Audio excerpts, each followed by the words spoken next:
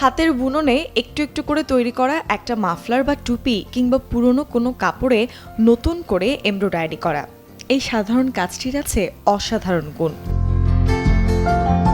বৈজ্ঞানিক গবেষণা বলছে সুই সুতার বুনন মানুষের আবেগ নিয়ন্ত্রণে সাহায্য করে, এমনকি কিছু ক্ষতিকর অভ্যাস থেকেও দূরে থাকতে সহায়তা করতে পারে, যেমন পরনিন্দা, পরচর্চা, অতিরিক্ত সামাজিক যোগাযোগ মাধ্যমের ব্যবহার বা ধূমপানের মতো আসক্তি।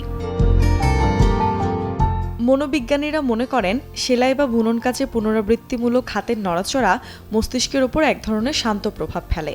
দুই হাত একই ছন্দে কাজ করার ফলে মস্তিষ্কের দুই পাশই সক্রিয় থাকে। অনেক গবেষক এটিকে আই মুভমেন্ট ডিসেন্সিটাইজেশন অ্যান্ড রিপ্রসেসিং থেরাপির সাথে তুলনা করেন, যা সাধারণত ট্রমা বা উদ্বেগজনিত সমস্যার চিকিৎসায় ব্যবহার করা হয়। এছাড়া পুনরাবৃত্তিমূলক এই কাজ শরীরে প্যারাসিম্প্যাথেটিক নার্ভ সিস্টেমকে সক্রিয় করতে পারে, যা শরীরকে ধীরে ধীরে চাপমুক্ত অবস্থায় ফিরিয়ে আনে। ফলে মন শান্ত হতে শুরু করে এবং বাড়ে মনোযোগও। সেলাই বা বুননের আরেকটি গুরুত্বপূর্ণ দিক হলো এটি হাতকে ব্যস্ত রাখে, ফলে বিভিন্ন বদঅভ্যাস থেকেও দূরে থাকা যায়। যারা ধূমপান, নখ কামড়ানো বা অযথা ফোন স্ক্রল করার মতো অভ্যাস ছাড়তে চান, তাদের জন্য এটি একটি কার্যকর বিকল্প। সেলাইয়ের এই ধারণাটি হ্যাবিট রিপ্লেসমেন্ট থেরাপি নামেও পরিচিত, অর্থাৎ ক্ষতিকর অভ্যাসের জায়গায় একটি স্বাস্থ্যকর অভ্যাসকে স্থাপন করে দেয়া।